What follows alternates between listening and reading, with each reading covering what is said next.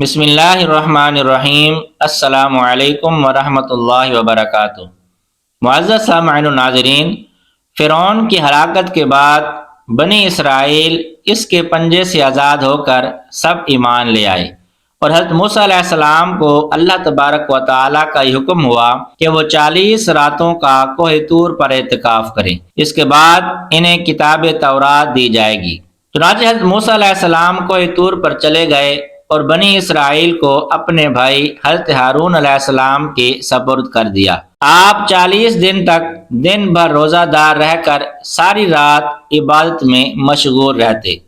بنی اسرائیل میں ایک حرامی شخص تھا جس کا نام سامری تھا، جو طبی طور پر نہایت گمراہ اور گمراہ کن آدمی تھا۔ اس کی ماں نے برادری میں رسوائی اور بدنامی کے ڈر سے اس کو پیدا ہوتے ہی پہاڑ کے ایک غار میں چھوڑ دیا تھا، اور حضرت جبرائیل علیہ السلام نے اس کو اپنی انگلی سے دودھ پلا پلا کر پالا تھا، اس لیے یہ حضرت جبرائیل علیہ السلام کو پہچانتا تھا۔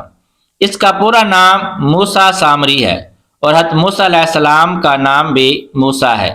موسیٰ سامری کو حضرت جبرائیل علیہ السلام نے پالا تھا، اور حضرت موسیٰ علیہ السلام کی پرورش فرعون کے گھر میں ہوئی تھی، مگر خدا کی شان کہ فرعون کے گھر پرورش پانے والے موسیٰ علیہ السلام تو خدا کے رسول ہوئے، اور حضرت جبرائیل علیہ السلام کا پالا ہوا موسیٰ سامری کافر ہوا، اور بنی اسرائیل کو گمراہ کر کے اس نے بچڑے کی پوجا کرائی۔ ناظرین، جن دنوں حضرت موسیٰ علیہ السلام کوہ طور پر معتکف تھے تو سامری نے آپ کی غیر موجودگی کو غنیمت جانا، اور یہ فتنہ برپا کر دیا کہ اس نے بنی اسرائیل کے سونے چاندی کے زیورات کو مانگ کر پگھلایا اور اس سے ایک بچڑا بنایا، اور حضرت جبرائیل علیہ السلام کے گھوڑوں کے قدموں کی خاک جو اس کے پاس محفوظ تھی، اس نے وہ خاک بچڑے کے منہ میں ڈال دی تو وہ بچڑا بولنے لگا۔ پھر سامری نے بنی اسرائیل سے یہ کہا کہ اے میری قوم، حضرت موسیٰ علیہ السلام کوہ طور پر اللہ تبارک و تعالیٰ کے دیدار کے لیے تشریف لے گئے ہیں،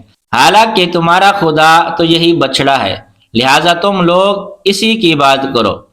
سامری کی اس تقریر سے بنی اسرائیل گمراہ ہو گئے، اور 12,000 آدمیوں کے سوا ساری قوم نے چاندی سونے کے بچڑے کو بولتا دیکھ کر اس کو خدا مان لیا، اور اس کے آگے سر بسجود ہو کر اس بچڑے کو پوجنے لگے۔ جب 40 دنوں کے بعد حضرت موسیٰ علیہ السلام اللہ تبارک و تعالیٰ سے ہم کلام ہو کر اور تورات شریف ساتھ لے کر بستی میں تشریف لائے اور قوم کو بچڑا پوجتے ہوئے دیکھا تو آپ پر بےحد غضب اور جلال طاری ہو گیا۔ آپ نے جوش غضب میں تورات شریف کو زمین پر ڈال دیا، اور اپنے بھائی حضرت ہارون علیہ السلام کی داڑھی اور سر کے بال پکڑ کر گھسیٹنا اور مارنا شروع کر دیا، اور فرمانے لگے کہ کیوں تم نے ان لوگوں کو اس کام سے نہیں روکا۔ حضرت ہارون علیہ السلام معذرت کرنے لگے۔ حضرت ہارون علیہ السلام کی معذرت سن کر حضرت موسیٰ علیہ السلام کا غصہ ٹھنڈا ہو گیا۔ اس کے بعد آپ نے اپنے بھائی حضرت ہارون علیہ السلام کے لیے رحمت اور مغفرت کی دعا فرمائی۔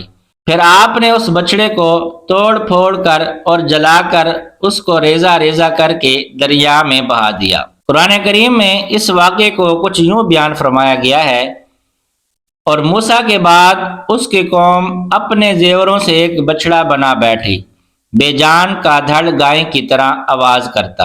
حضرت ہارون علیہ السلام نے کہا کہ اے میری ماں جائے، قوم نے مجھے کمزور سمجھا اور قریب تھا کہ مجھے مار ڈالیں، تو مجھ پر دشمنوں کو نہ ہنسا اور مجھے ظالموں میں نہ ملا۔